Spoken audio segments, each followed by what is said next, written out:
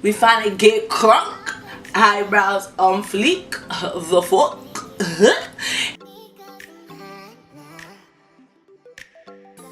Hey guys, it's your girl Grace. Welcome back to my channel, and if you're new to my channel, welcome to my channel. Before I get started with this video, I just want to say thank you guys so very freaking much for 1K subbies on here. I've never expected me to grow so much on YouTube. The past year has been amazing, and I just want to say thank you guys so much from the bottom of my heart. And of course, you guys already know I'll be doing a 1K giveaway, which will be starting in just a couple of weeks. I'm just getting everything together, and let me tell you, when I say this is going to be a huge giveaway, it is going to be a huge giveaway. There is going to be 6 freaking winners. You heard me, 6 winners. So that information for that giveaway will be upcoming on my channel very soon. So for today's video, I'll be doing a story time, and this story time is going to be about my troubled camper. Yes, I had a camper who literally almost took my arm, my leg, and my whole entire body. So with all that being said, let me get started with this video. So literally every summer I work as a camp counselor, like every summer since I turned 13. I've been either a volunteer at a camp since I was 16, and then when I was eligible to work, I've worked as a camp counselor for 4 freaking years, and I love it because I'm a person, I love children, I love interacting with kids, I love the summer, I love anything that has to do with like activities outside, like playing games, going camping, going swimming.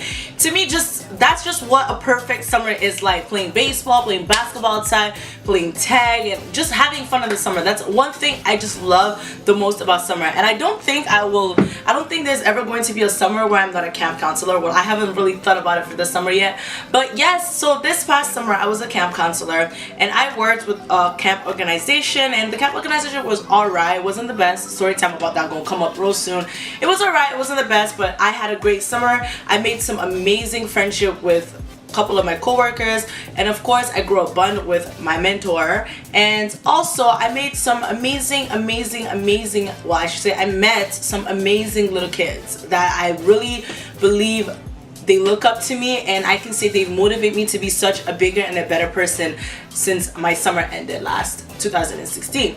So this story is about my troubled camper, and I don't know why I'm even calling him a troubled camper, because when I tell you this boy was troublesome, I mean he was troublesome. So where my camp was located, I guess you can say it's the project, and it's somewhere in the west end of Toronto, which is the city I live in. In the project, or this neighborhood, there's 3 buildings, and my camp was the first building on the left coming into the neighborhood or whatever. So pretty much this summer we had camp kids. Our camp had, I believe, around 40 to 42 kids, but not every day do we have 40 kids. The most we've had in one day was like 39, and that usually happens whenever we go on trips. So this family had 3 kids, 2 boys and 1 girl, older brother, a younger sister, and a baby brother. And I believe they were the age of, I want to say 10, 8, and 6. I believe that's what their age was. So I'm gonna call the older brother Christopher, the little sister Christine, and the baby brother Chuck. Trouble Chuck. So when I first met these kids, they came to the camp to register with their mom. The mom was a super sweet lady. The kids were so nice at first, and everything was, you know, popping. Second day of camp, everybody came, like all the kids came. Like I think our second day we had maybe like 15 or 16 kids, and then after the first week we were hitting at least 25 to 30 kids every day, which wasn't too bad. And so when the camp started, everything was super weird in the beginning. We're all trying to get to know each other. All these kids are super nice. So big brother Chris is like a hoodlum. When I tell you a hoodlum, like this man runs up. Like if he gets mad, I mean, like it got to the point where one day he almost fought one of my staff, like my co-workers, and he literally fought one of my campers as well. So when I tell you he gets mad, I mean like he gets mad to the point where 2 of our campers left the camp because he threatened to stab them. Yes, big brother Chris is evil. Like he's mean. And when I tell you like he's hood, I mean like he's hood. But the weird thing about big brother Chris is he doesn't like his little sister Christine, which I found really weird. Like, how are you a big brother and you don't like your own little sister? That's just really awkward. So anyways, continue with my story. Big brother hardly comes to camp. He just comes whenever he wants. He comes at any time he wants to come. So our camp runs from 9 a.m. to 4 p.m. every day, and they get lunch from 12 to 1. You can go home for lunch or stay at camp for lunch. Every day we do have program plan. We have things we do every day. The first time little brother Chuck made me literally want to not have kids and kill him that day. So what happened was, I guess he was bothering or bullying one of our other campers, and he kept like, he's something he does on a daily, like he's a nice little boy, but he's mean on the other side, and he only wants to be nice when he wants something. He's never nice like just to be regular, just to be like a sweetheart. He bullies people. He doesn't care how old you are. You can be his mom's age, it will bully you. He doesn't care if you're a camp staff or a counselor, he will bully you. So this boy was just doing the most. So that's the point where most of our trips he didn't get to go because he was just behaving horrible. Like when I tell you bad, there was one day he bullied one of our campers and he made the kid cry, and I think it was a little girl, and I tried to talk to him and he told me to shut the fuck up. And I was like, okay, you know, you cute, you little boy, I'm not even gonna play, I'm not gonna pay time to you, whatever. So I'm here like, okay, I'm gonna try to talk to him, calm him down, whatever, let's see how this goes. I tried to calm him down and he started having a tantrum because he got upset that he got in trouble for making the little girl cry. So I'm here telling him like, listen, she's a girl, you have to be nice to girls because, you know, girls are really pretty. And I thought he was just bullying the girl because he liked her. So he's like, I don't want to talk to you, I don't want to talk to you, whatever. So one of my staff, the guys, we had two guys, one of them decided, okay, you know what, let me talk to him.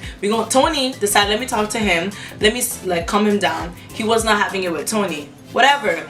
James comes. James tried to talk to him too, trying to calm him down. He wasn't having it. I'm like, you know what? This is my baby. I like to joke around with him and call him my little boyfriend. I'm like, I'm gonna talk to him and calm him down and like get him to be like, okay. So I took him outside and I'm like, wait here, I'm gonna be back. Go inside literally to say, guys, I'm outside having a word with him. I'll be back. Little boy, run. He is bolted out the door.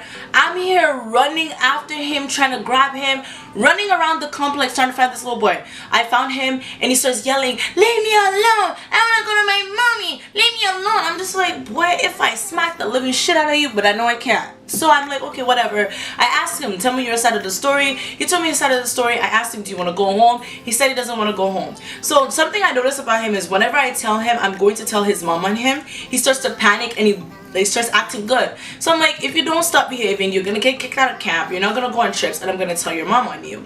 So this was my first encounter with him acting up. The second time he acted up, we were outside, and I believe we were having like a water balloon fight, I like to say, and I said everybody stop. Like we were done the fight. I'm like, everybody stop during the water balloon. He had the water balloon in his hand and he just chucked it at me, and I got wet, and I didn't even like freak out. I was just upset, but I wasn't gonna show. And I'm like, yo, Crit. I'm like, yo, Chuck, what are you doing, guy? And I'm like, go sit in the corner. I'm gonna come talk to you in a moment. Tell me why. He goes in the corner. I'm trying to tell him something. He wasn't listening to me. I told his sister to go talk to him, and him and his sister starts arguing. And this little boy, I'm like, okay, so are you gonna tell me what happened? He goes, I don't want to talk about it. I'm like, okay, so you're not gonna tell me what happened? He goes, I don't want to talk about it. So something I noticed is whenever he gets upset and he doesn't get his way, he likes to throw tantrums and he runs away. So this time, this little boy took off his shoes and bolted. When I tell you this man could have beat Usain Bolt's 100-meter like time, he was gone. And I'm here like running after him, like trying to get him, and I'm telling the other, like, stop, keep watching the kids, I'm going to be back. I'm running like running around the neighborhood trying to get him. I finally got him, and I literally grabbed him and like carried him like a baby, and I hold him tight, and I'm like, put him down. I'm like, what is your problem? Why are you running away? Why are you acting up? Is there something you want to tell me? Like, what's the issue? He goes, I didn't do anything. She just being mean to me. I don't like my sister. I'm like, okay, so the big brother doesn't like the sister, and the little brother doesn't like the sister. The fuck, who the hell likes the sister? Like, y'all just hating on Christine for no reason. So I'm here trying to calm him down. He was just not having it. Picks up his shoes, starts running again. And the one thing that really pissed me off was he wasn't running on like the sidewalk. This boy bolted on the road where cars were passing. And in my head, the first thing I was thinking was, anyhow this kid get hit by a car, my life is over. Like, I might actually go to jail because no one is seeing anything but me, him, and God. So I was just very, very terrified. So I run and I grabbed him, and I'm like, okay, that's it. Like, at this point I was like, nah, fuck it, this kid has to leave the camp. Like, I don't even care. Like, I liked you at the beginning, but now I'm just tired. Like, I don't give a fuck. You need to be booted out the camp. And I was so mad, and I was trying to keep calm, but I was too upset. I'm like, no, I don't care. You're going home. I'm telling your mom, and you're kicked out of the camp. Simple as that. But one thing I noticed that, well, they told us from the beginning, the only person that could kick the camper of the camp has to be like our big boss. So I was just telling him to scare him, but like they didn't kick him out the camp, of course. And one thing I like hated so much about summer job is something simple, like the littlest thing can happen. Somebody can get poked by like a porcupine and we have to do accident reports, and those accident reports are like the worst thing ever. I wrote the accident report and that whole situation was just a hot ass mess. Okay, so that whole situation was just a hot ass mess. And then the third incident he did was one of my favorite camper this summer. Like, this little boy was so cute, he was so innocent, and he was like the little, like, oh my god, if I had a little brother, he would be like the perfect little brother. He's only 5 years old, he's so obedient, he listens, he's not a troublemaker. I think he's one kid that I only had to like tell him to behave once this entire summer, and what he did wasn't even that bad. Just once I had to talk to him. I think his name was, I'm gonna call him Isaac. So the little boy's name is Isaac. I only had to talk to Isaac once this entire summer for him to behave. So Chuck decided that he was going to be the big bad wolf and go on the what's that thing called, the monkey, is it monkey bar? The monkey bar. After I told all the campers, do not go on any of the monkey bars, stay in the park, do not go on the monkey bars. So he's on the monkey bar and I'm telling him, get down. The moment he's trying to get down, what does he do? He kicks poor little Isaac in the face, and I'm like, bruh, here we go again. And then I'm like, I saw that. He goes, I didn't mean to. I'm like, well, I told you not to go on the damn monkey bars, but you didn't want to listen. Now I have to do an accident report because you just hurt a camper.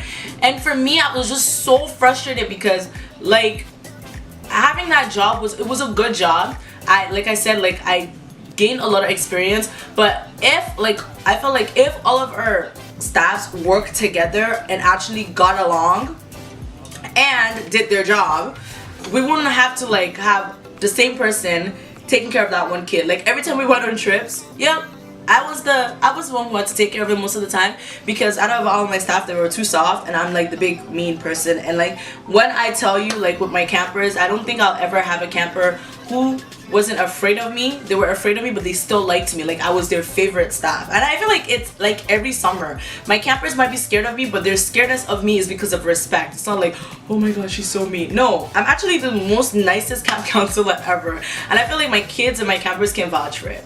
Anyways, that is my story time about my troubled camper. I feel like he was just a miserable child, and personally I like to say, when like things like this happen with campers, I know it has to do with something going on at home, but I'm not the one to judge. I'm not God. I'm no perfect person. I don't know what the little boy and his family are going through. So that was just really messy, because I wanted to literally box the kid. Like, on the last day of camp, I was praying as soon as I left and I catch him on the street, just put him in the corner and just, okay, I'm joking, but I would never hit like any of my campers.